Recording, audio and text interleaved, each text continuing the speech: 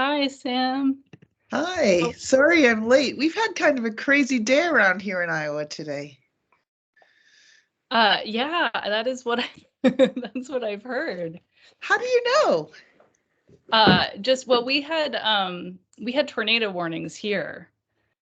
Oh, And then we have some friends in Iowa City still that were saying that the power went out and things like that. So I don't know what your crazy day was, but I know there was weather at least as part of a backdrop to maybe other craziness. have you heard anything like weather crazy for tomorrow where you are? No, but I haven't been paying attention.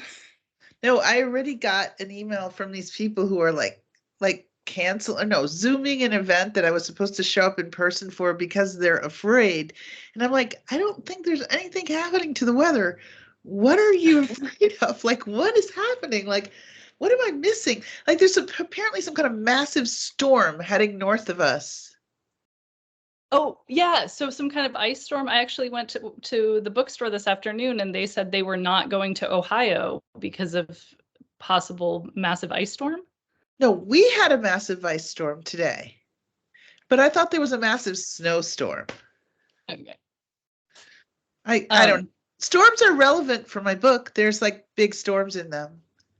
it's true. It is. And we're going to talk about this more. I'm going to formally introduce you. I'm so glad that you're here and I'm so excited to get to talk about your latest book here that's like blurring because of my weird lights, The Family Chow. I'm gonna like the other copies because it's too insane. You just have to see how crazy this is. Okay, this is crazy. This is the book, right? This is another version of the book. And then this is like yet another version of the book. Can you believe that? Wow. It's insane. They're so cute together. I love the dollar signs on those. I know, I really like it That's really too. cute. This is the British version, and I think it's prettier than the American version. I don't know. I'm kind of sick of American publishing at this very moment because I feel like they want to make everything look really serious, but they also want to sell a ton of copies. And so, like, they can't put dollar bills all over my book because that would be serious. Was that the reason they gave you? No, Okay. they just made All it. right, I do like the flowers though. I don't know if other people can see. Oh, yeah, I have Um, complex feelings about the flowers. you do. Yeah. So this is Samantha Chang. She's an award-winning author and teacher. She was educated at Yale University, Harvard, the Iowa Writers Workshop. Her literary awards include the Rona Jaffe Foundation Writers Award, grants for the National Endowment for the Arts and the Guggenheim Foundation, the Penn Open Book Award. Her fellowships include the Stegner Fellowship at Stanford University, the Radcliffe Fellowship, the American Library in Paris Fellowship, and the Berlin Prize. She's the first female and Asian American director of the famed Iowa Writers Workshop, which is really where this MFA program thing that we are doing began. And as such, she spearheads the American MFA program tradition, and her work to diversify the program at Iowa in terms of both the student population and aesthetics has been a model of inclusivity for all of us in the writing world. And has having super nice. It's having material effects on what we're reading. It really is. I mean, some of your students are really wonderful people who we are teaching in this program, right? Awesome. So at Iowa, she's received the Michael Brody Award, the Regents Award for Excellence at the University of Iowa. And while I personally did not have the opportunity to study with Sam, many of my friends did. And as those of us in the writing world know, the work of a good writing professor extends far beyond their own classroom. Their advice and knowledge is communicated between writers in their communities, passed on to the students of their students, until it has become part of the foundation of our literary world. In fact, some of Sam's advice, secondhand, was instrumental in helping me write my first novel. And no pressure, Sam, but I'm really hoping you have something good to tell me tonight because the second one's been really hard. Oh yeah, no, that's The totally. author of 4 celebrated books. Her most recently published novel is the one we've been talking about, 2022's The Family Chow. It garnered multiple star reviews, was noted by Publishers Weekly as an ingenious and cunning reboot of Dostoevsky's The Brothers Karamazov. Welcome, Sam. It's wonderful to have you here. My pleasure. It's a thrill to be here. It's really great to see you. Thank you. You too. Okay, I can see 2 of your students. Yeah, some people, so and I will remind people to maybe keep your mics off for the meantime. Would you like to start us off, Sam, by a bit of a reading, and then maybe we can ask you some questions? Sure. Do you have a place that you'd prefer I read from? Oh, I don't know. I enjoyed this so much. I'm trying to think. I could start the very beginning because it's like a page and a half and it wouldn't take I too. think the beginning is really good because it introduces us to this James and his family. Sounds good. Okay, here we go. I'm going to read from the red version. For 35 years, everyone supported Leo Chow's restaurant, introducing choosy newcomers by showing off some real Chinese food in Haven, Wisconsin, bringing children, parents, grandparents, not wanting to dine out with the Americans, not wanting to think about which fork to use. You could say the manifold tensions of life in the new country, the focus on the future, tracking incremental gains and losses, were relieved by the fine Chow. Sitting down under the dusty red lanterns, gazing at Leo's latest calendar with the limp-haired Taiwanese sylphs that Winnie hated so much, waiting for supper, everyone felt calm. In dark times, when you're feeling homesick or defeated, there is really nothing like a good steaming soup and dumplings made from scratch. Winnie and Big Leo Chow were serving scallion pancakes decades before you could find them outside of a home kitchen. Leo, 35 years ago, winning his first poker game against the owners of a local poultry farm, exchanged his chips for birds that Winnie transformed into the shining chestnut-colored duck dishes of far-off cities. Dear Winnie, rolling out her bing the homemade way, 2 pats of dough together with a seal of oil in between, letting them rise to a steaming bubble in the piping pan.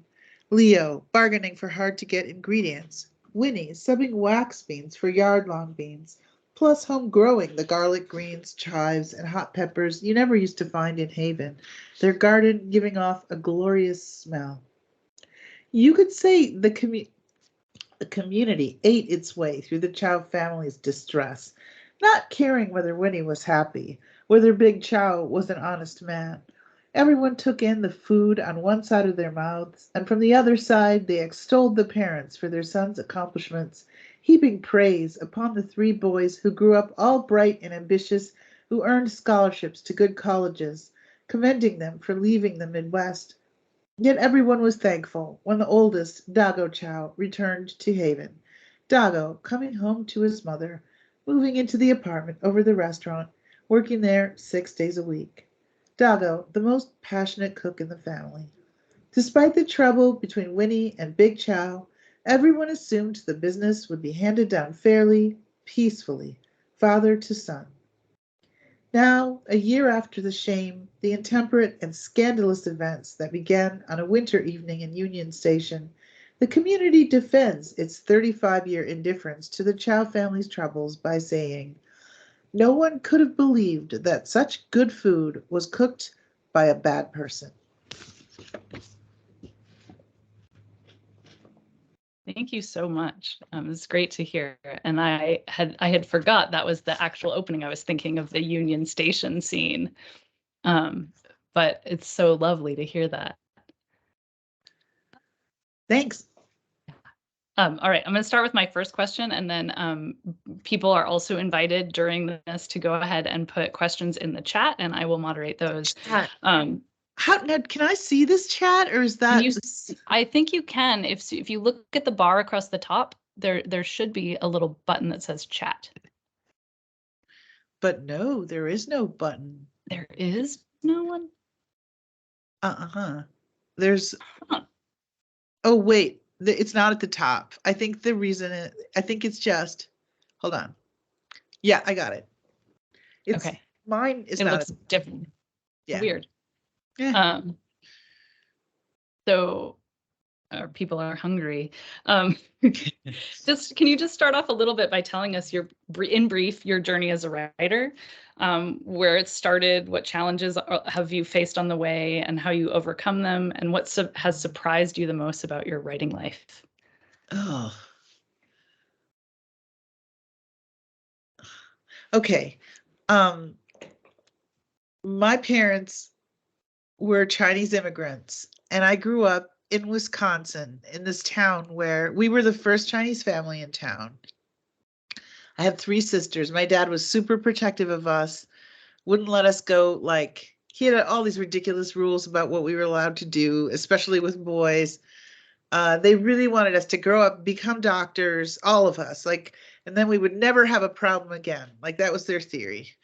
And then, of course, like, I was never into that. And so I think the first, I don't know, maybe 30 or even 40 years of my life were a kind of rebellion against my parents to make sure that I would do what I wanted to do and I was going to be a writer. And now that I have a child, I just realized how incredibly impractical I was, like, and how, like, stubborn and pissy I was, and how my parents must have been like freaked out by me. But at the same time, I do think that one of the things that makes people interested in writing has to do with feeling a certain kind of deprivation, which I think we all felt in my family. So I don't know. It's funny. I am now a senior writer, like, not exactly senior, but I'm moving toward being a senior. And I still think of myself as somebody who's like stuck all the time, like has trouble writing, like, I've set up this life for myself where I run a program that's completely busy all the time, and being able to get work done is a huge, huge goal. So in a weird way, I've just created another strong resisting entity to my writing that I push against, just as I did against my parents. So, that's basically, as far as I can tell, the story of my life. And, I have a ton, when you were reading all these things that have happened to me, like fellowships and all these things, I was just thinking about how weird the writing world is, and how on some level, like, every time you start a new book, you're starting over from scratch, and it does not matter what you've done before. You could have won a Pulitzer Prize, but when you sit down again to try to get some work done, you're starting from scratch. And I mean, that is something that I really think is true at this point. Like, I finished The Family Chow and I'm like, oh great, I'm back to that place I hate, where I don't have a project. Yeah. So I don't know if that's like very helpful or inspiring or informative. No, I think it's super helpful. For me, that's helpful. It's just so good to remember that, every time we come back to this, we're coming at it anew. Each project is its own challenge. Yeah. Lately, I'm And really interested in generative exercises. I don't know if y'all have done this in class. And the reason I'm interested is that I got invited to teach a workshop that's completely the opposite of any kind of class that I ever teach, and it's generative. And I'm supposed to go in there and be like super encouraging and get everyone to like generate whatever's on their mind with sort of clever exercises, which I have yet to like find. And then they're supposed to share their work with each other.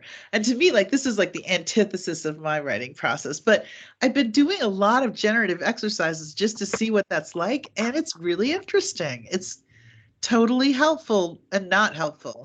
It's like you can do a million of them and feel better, but you still don't necessarily have the beginning of a new like book length project or even a short story. So it's interesting. yeah, it's sort of like people who say, "Oh, I wrote so many words today," and I always say, "Well, I don't have a problem. Like, I can sit down and write 6,000 words, but are they anywhere near the right 6,000 words?" Right. Are they Oh, 6,000 great. words of anything? Yeah. That's the thing. Yeah, I'm fascinated by these people who have like 1,000 words a day rules for themselves. I never do that. When I'm pushing, I think the most I ever push for is like 300 words a day.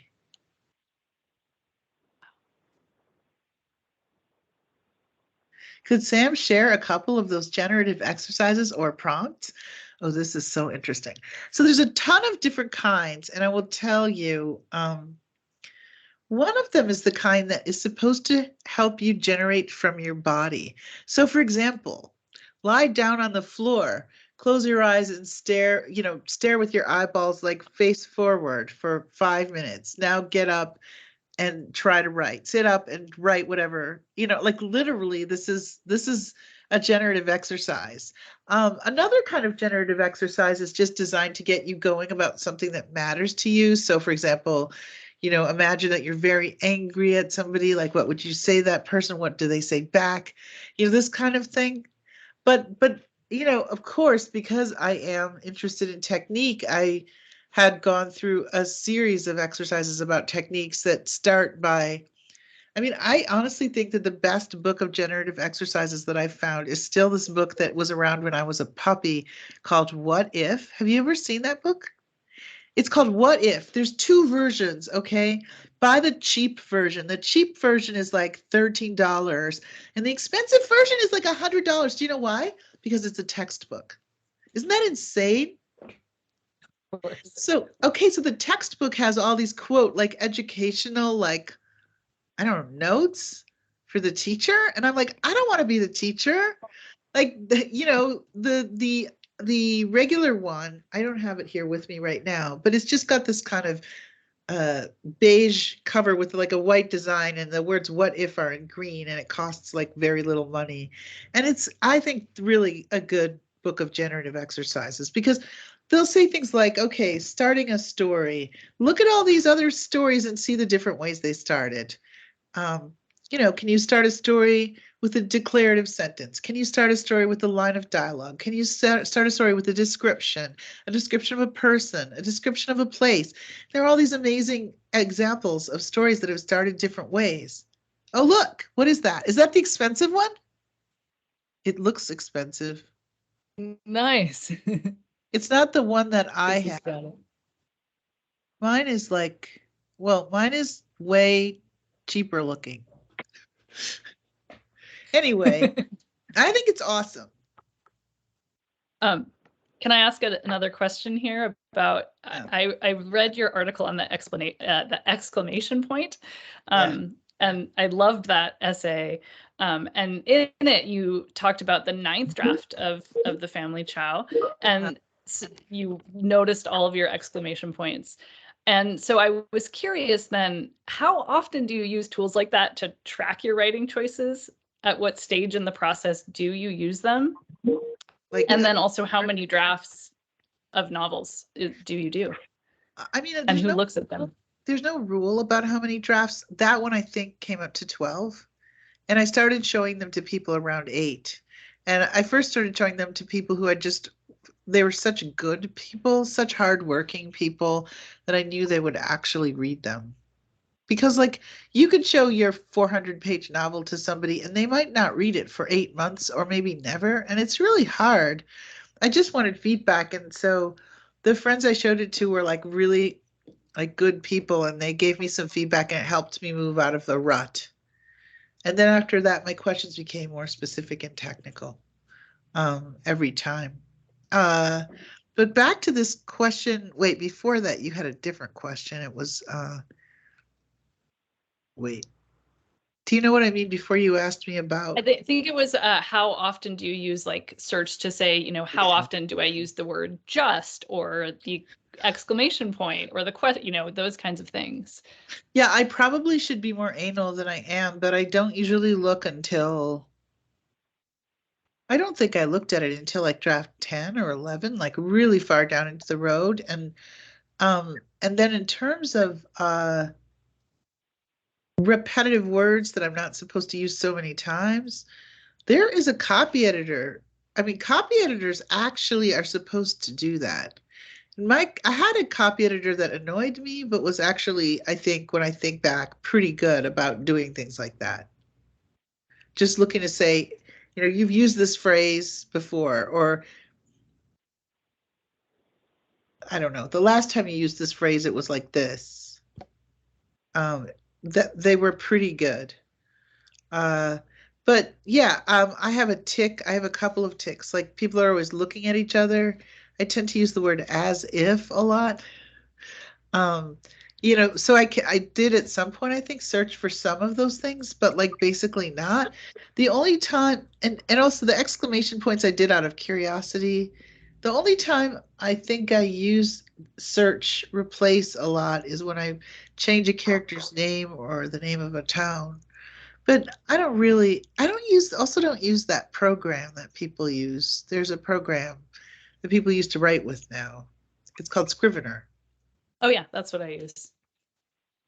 Yeah, I don't use that. I don't use it for, but it's not really good for those kind of search tools. Like if I do any of the searching stuff, it's in Word.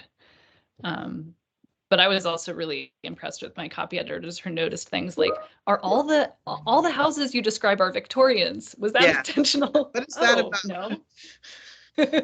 Yeah.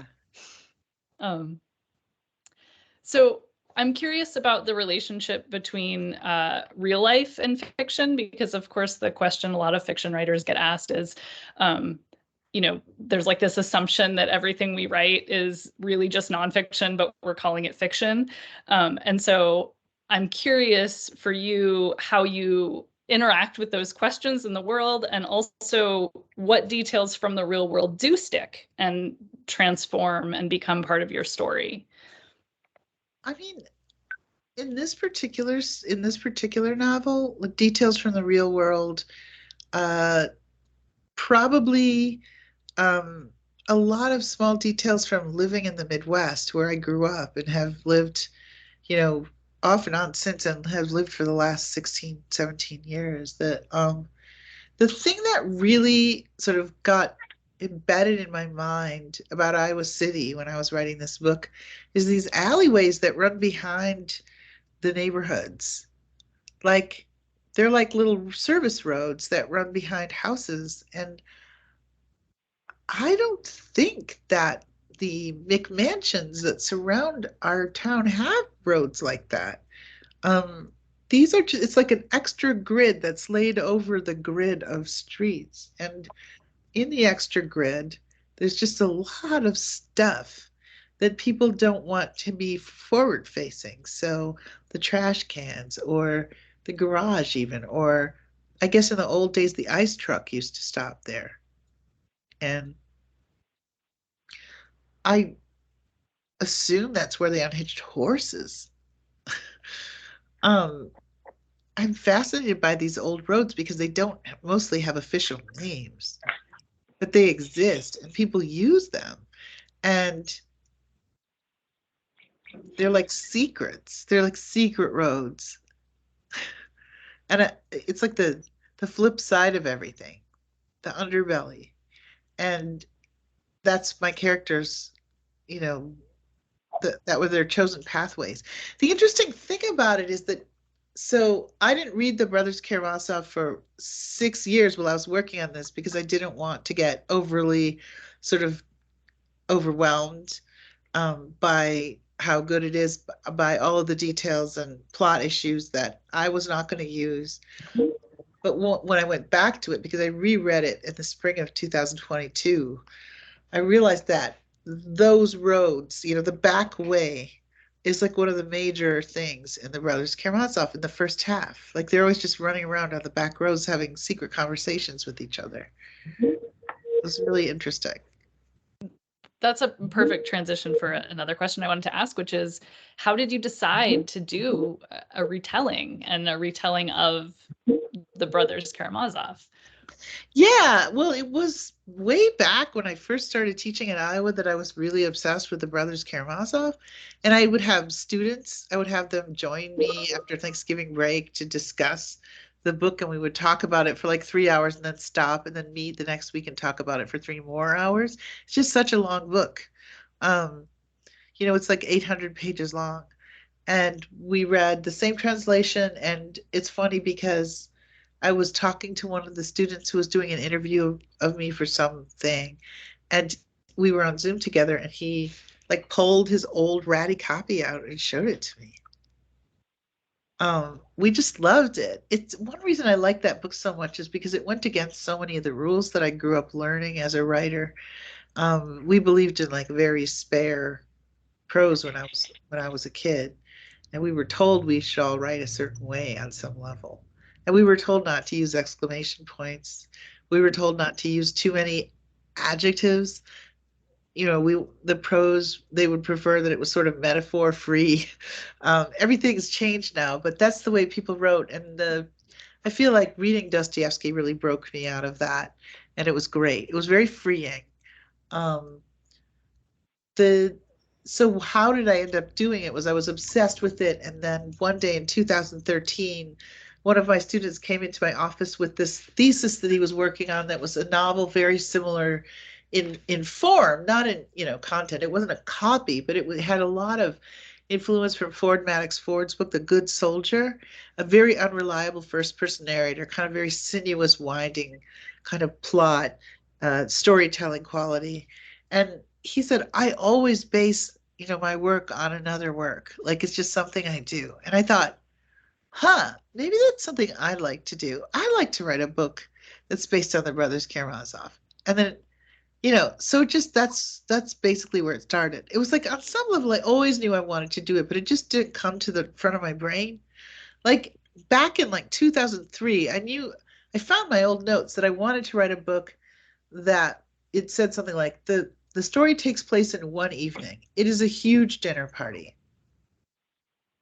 And at the time, I was having real trouble writing scenes that lasted for, 5 pages even, but not to mention 10, 20 pages. And I wanted to try doing that too. And then it made total sense that the party had to happen like in the middle of this book. Nice. There's a question in the chat that I'll just throw out there, which is, what do you use to write on, or what program do you use to write? Word. Yeah.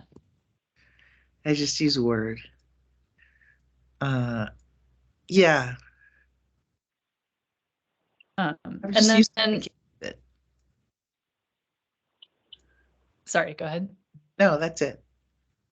I am also wondering what the most common advice you find yourself giving to your students is, and then along with that, what you've learned about writing from your life and teaching. Sure. Common advice. Oh, well, I mean, like, this isn't advice, but I've noticed myself saying this a lot lately. Or not lately, but I've noticed myself saying this a lot for like 10 years, which is that like what makes a person's book really strong is also like the biggest challenge with the book. It's like the biggest problem. Like if somebody has an incredible voice in the book, often like it leads to the structural issue or a point of view issue. Um, if somebody has brilliant ability to describe um, the world around them, that can become overwhelming. Um, and but it's like, but it's the flip side. It's like also the challenge that the book presents. I also say the challenge that the book presents, which is like the cosmic challenge, often is what if you push against it and try to overcome it, it's what leads to like originality and finding new ways of solving problems that make the book really itself. So, like in my book, I mean, I felt like I had this ridiculous, given myself a ridiculous task because I was writing a book in conversation with one of the greatest books ever written. And that's impossible. But it turned out to be a lot of, like, I've got a lot out of it. Um, it turned out to be, in addition to being impossible, it turned out to be the most productive thing about it. Um, but I remember when I was starting on it, just thinking, I am doing an impossible thing and it will not work. Like, why am I doing this? It will not work. And then I would make changes and decisions and think, this sucks. This will not work. But then ultimately, when it all was finished, you couldn't tell where a lot of those moments were, those horrible, like, this is just a disaster moments. Um, they just got swallowed up by the process and by, so many drafts. In terms of what I'm learning from my students, it's become really clear to me that my students are many of them, not everybody, but a lot of them are at a point in their lives where they're just figuring out what their like deep desire as a writer is and who they want to be as a writer, what their vision is. And in some ways, that vision can get it can get held back, and then when it comes out, there's this incredible sense of like a bursting open, or this feeling of discovery and newness that they feel when they're writing. Like, I've just watched a writer go through that in the last year. It doesn't always happen when they're in the program. Sometimes it happens before they get to the program. Sometimes it happens after. But a lot of people have been through this program and they've had a change. This student that I'm thinking about came to meet with me last year. I wasn't working with them, but I'm the director. So they wanted to talk to me. They're having a problem. They felt like they didn't really know what to write about at all. And then somehow in the intervening year, they figured out that what they really want to write about is art. And they have incredible ways of bringing art into fiction. They've done incredible short stories. It feels to me like they're just figuring it out. And that feeling, I realized, is the best feeling of all. And I feel like a lot of writers I know lose that feeling because they've been doing the same thing over and over. Or they've been asked to do the same thing over and over, or they've just had, they haven't been exposed to somebody at that place. I just feel like I'm so lucky to constantly be talking to people who are at that place, because it helps me to understand why I'm writing and what I'm looking for, and, what it feels like. It reminds me of that feeling when something is really new and fresh. And that when you're just discovering stuff in between work. And so each of my books has been really different from the book before it. Because it's always something always new is always coming up. I noticed that. That's one of the things I find so exciting about reading your books, and why I was looking forward to this one, because I was like, that does not sound like the last one I read. But it's still very much you. When I'm reading it, I hear your voice, and nice. Your attention to detail, and your, awareness of, really, really good and precise imagery is all there. But thanks. I can't tell. I feel like The Family Chow is totally different from my other books, but I'm glad it's there. I felt like it was there anyway. Cool. I guess it was a while since I read the last one, but I still felt that. I remember vividly scenes. A book is good if years later you still remember images and scenes from it, right? If you're somebody who reads a lot. So you said, are you not working on anything now? And if you're not, are you cooking some? Oh God, no. Last night I stayed up until 1:47 a.m. trying to write this thing for The Guardian in the UK called What We're Reading. It's a column they have, and they're trying to promote the the British version of the paperback. And so they found me this gig of writing this column, which I'm grateful for, because I've never written for The Guardian, and it feels kind of like an honor, and I'm excited. But of course it's horrible, and I procrastinate for a million years and have a lot of trouble. And I was in a bad mood, but I stayed up super, super late.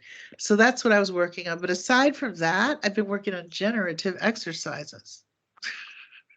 Nice.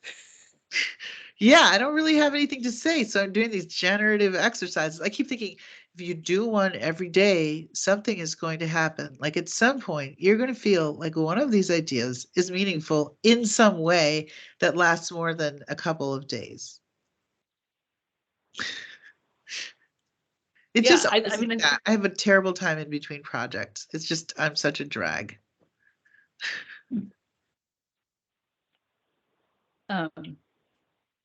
Yeah, I think it can be really hard to get in. I'm excited to hear what comes from that generative, because something's going to stick.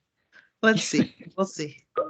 But what are you doing? You said you're having trouble with your second book? Yeah. Yes, I'm in the middle. I'm in like a massive revision of my second novel right now. That has the added stress of being under contract. So, God, that's so bad. When is it so due? um, I don't know. sometime in March. Oh, It'll get there. But yeah, I did a wait, it's February. major. It's February. I know. I'm close. I'm getting close, but Good. but I kind of hit a wall with it, and then I got into it, and I realized how it needed to go together. But then that meant I had to rewrite the whole thing. Oh boy. So Yeah, I can relate. but the thing that you said actually, that I heard through Teal was that that was the light bulb moment with my first novel, was that you write that you at some point in the writing process take all your scenes and put them chronological, and and then put them back where they go, or figure out where they go. That was something that I did a long time ago. I did do that, and I would always suggest to other people that they do that. And I guess I don't disagree that that's something that's helpful, although I'm not persuaded. I think I've changed in that when I was working on this one, I had this vision of being in the present tense that started in like 2005, and I wrote 100 pages in the present tense, and it just felt good. And one of the things I liked about it was that everything was in chronological order. You just did that. And then I realized when I was reading it late, when I was trying later to figure out what to do, and then I thought, oh, I want to write a book that's based on the Brothers Karamazov and conversation with it, blah, blah, blah. And instantly I realized that the whole first 500 pages of that book unfold forward without flashbacks at all, and that it would be the perfect vehicle for the present tense. And so I just found it. I found my tense, and the voice of it made total sense, and that was such a relief. Um, yeah, so yeah, the book is pretty much in chronological order. Even though, I mean, one of the things that's happened to me in the meantime is I was in conversation with Marilyn Robinson when her book Jack came out a couple of years ago, and Marilyn doesn't believe in chronological order, and she's right. Like, scientists have discovered that time does not exist in order. Time exists like all at once. But we humans, because we can't handle it or whatever, somehow our organisms experience it as being chronological. And so it's sort of false. And so she's claiming that causality does not exist. And that means that plot does not exist. And all of this stuff. Meanwhile, I'm like turning toward this like highly plotted project and really feeling a great relief in it. But I wonder if one of the reasons why, okay, so John Irving, I had heard that John Irving has ADHD, and that one of the reasons that he writes the way he does, which is figuring stuff out in advance, is because it just going toward that thing that he knows keeps him from getting distracted. And I would say that in a way, because my life has been so crazy, that having the Brothers K as like I don't know how to describe it, like a backbone kept me on track, and it was a backbone that was in chronological order. I mean, Irving's novels are highly plotted, for example, so it has something to do with this need of humans to move forward and to use causality and all this stuff. I love everything you just said. I'm glad I thank you for saying all of that. I have some questions. Have you abandoned a book or another project? And if so, how far? And do you know when to start over? I abandon stuff all the time. Like in 2021, after I finished this, I started another project that was like I worked on it really happily for through the entire year of 2021. And then in like November, I ditched it. And I've looked at it recently a few times and I don't really think it's viable. Like you can poke it and it's as if it were like living flesh that doesn't actually belong to a living creature. I don't know if that makes any sense. Like the whatever it is that makes it move as a larger piece of work doesn't exist. And there's some tonal issues that I like, but I don't know where to use them. But they're there. Yeah, this is maybe related to Teal's question in the chat, which is how do you know when you're done revising a project, which is maybe the the opposite of abandoning a project. Oh wow, I just moved my thing and I found all these other questions. Because I was like, I Oh. didn't see a question from Teal. But look, there's a ton of questions. Oh my God, these are so interesting. There's one about tarot cards. I think tarot cards are Oh, I great. missed these. Yeah, and Renee's and Pan Painter is the right address. What do I write on as a computer? Yeah. Publisher for nonfiction, I have no idea. I do write multiple projects at once, but I always lose out on it because I don't have enough time to do more than one project. Okay, how do I know when I'm done revising a project?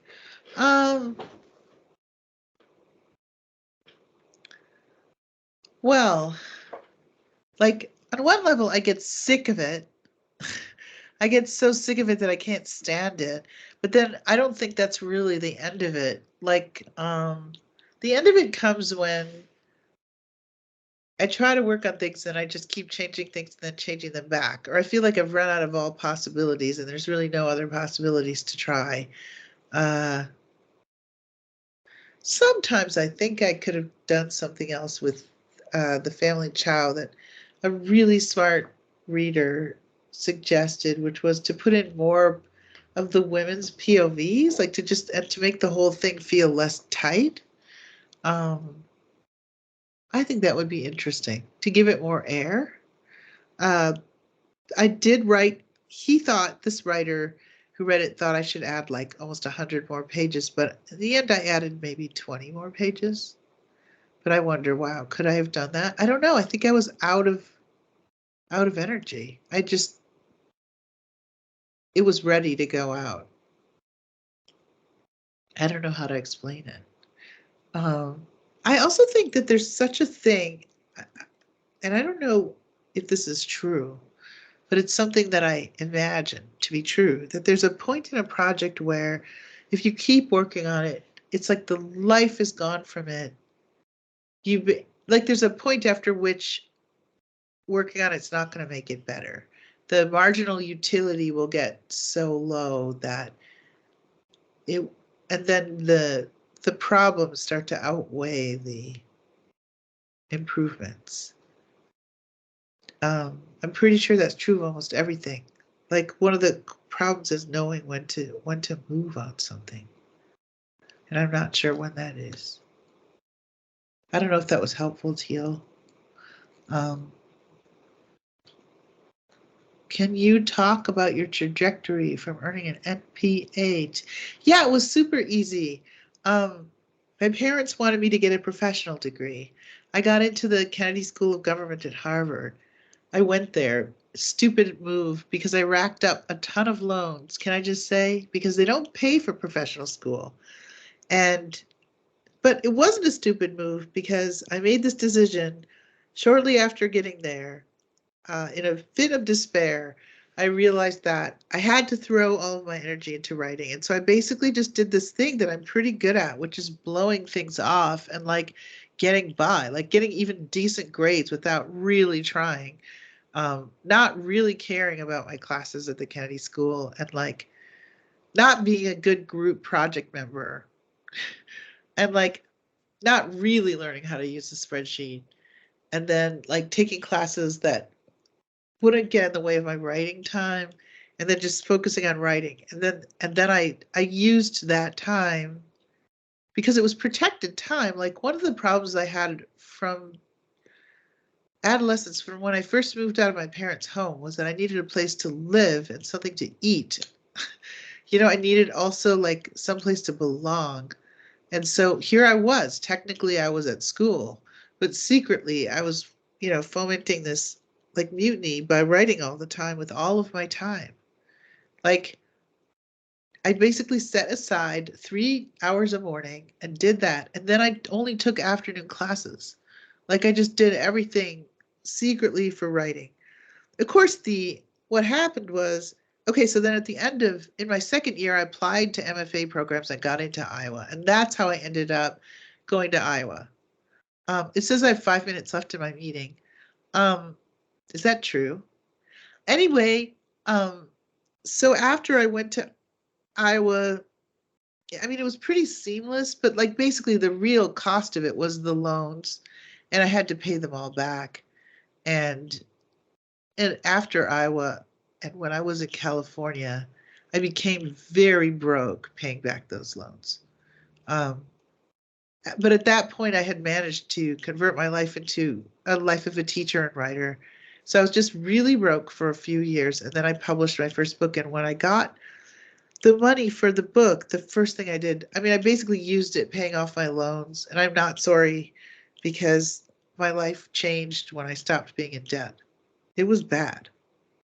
I think being broke has been an influence on my life more than almost anything else. So wait, do I still have 4 minutes It left? won't kick us off at 8. It just will tell Okay. us that we're Yeah, over, and we shouldn't probably go too far right. over because we know Have you were up. to do, right? Yeah. Oh, it says ordering in a chronological manner, editing process. Yeah, I think so. Yeah, I can see that. That makes total sense. That it's a way to ensure continuity. Continuity is good. Does anyone have any other questions? Do you guys meet on Zoom on a regular basis, or is this just tonight? This is just tonight. Oh, well, It's thanks a for seeing me on special Zoom. occasion. Yeah. That's so nice. And did you guys read the book? Not everybody, but we are encouraging everybody to.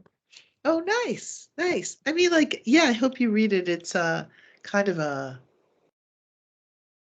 I mean, there's some big scenes in it. Some scenes that I put a fair amount of energy into. Who says, oh, having an author come should be a regular thing or meeting on Zoom? I think Zoom is, Yeah. I mean, the nice thing about it is it allows me to do things like visit y'all, but I think that classes are more memorable when they're in person. And it was really nice to see you, Teal. Thank you for coming. The family chow, my family in Wisconsin, my dad, like, okay, he was a charismatic person, he was tyrannical, and some of the lines of Leo's are literally lifted from my dad. Like the whole thing about like women who hit menopause, they don't want to please anyone anymore. That's totally my dad. But a lot of stuff about Leo isn't my dad. Like Leo's way better with money than my dad. And Leo is like a lot more crass than my dad. But still, like that kind of person is like, and I have 3 same-sex siblings. So like I don't have brothers, but I have 3 sisters. And so I know how sort of same-sex siblings that are born over a long period of time. I don't know. So I don't really think the siblings are like my siblings, but the dad, there's some echoes of my dad. Also, my grandmother was a devout Buddhist who had started her life as a very extravagant person. So I think that that is one part of Winnie. Anyway, I feel like I do have a couple more minutes. Oh, someone says this is the most social interaction. Really? That's hilarious. The journey to California post MFA. Yeah, reality. Reality. It was okay. Like I look at it now and I'm thinking, it was okay. Now I'm just sort of thinking, how am I going to write another book? It always comes down to the same thing, no matter what the exterior circumstances of your life are. Well, thank you, Ashley. It was nice of you to come. Thank you for coming. Yeah. No more questions. Are there any more questions? Do I find time to write every day? No. Part of the reason though is because it's really hard for me to get, once I have a project, I get really, really obsessed with writing. But when I'm between projects, I just waste like massive tracts of like time. Like it's just appalling. Not wasted, but like today I spent a lot of time cooking Chinese food. I went and had lunch with these two 90-year-old people just because, I'm just doing random things. I buy yarn and I knit stuff like cowls all the time, and I'm making like mittens all the time. I have like all these mittens all over my desk. And it's just really pathetic, like mittens. Chris is a fiber artist. I see Chris grinning back there. Oh, really? Yeah. I mean, it's really satisfying, isn't it? I find it so satisfying that it's hard to get other things done. Anyway, oh, wow, that's nice. Wow. Yeah. What kind of yarn? It's yarn, isn't it? Is it? It's wool. I actually dyed my own yarn. That's unbelievable. That was beautiful. That's Thank so you. cool. Wow. Okay. This was really fun, Sam. And It's great to thank see you you. so much for your time. It was really good to see you. My pleasure. It was great to see you. Yep. Hope our paths cross again soon. And for everybody in the program, thank you so much for joining us. And we'll let you know next time we do one of these a semester. So, and by semester, I mean spring or fall. So we'll have another one next fall. Nice. All right. Thanks, everybody. Good night. Thank you. Bye. Good night. Good luck. Bye. Thank you. Thank you. Thanks, Shayna. Okay. Thanks. Sorry I like screwed up. Came late. It was fun.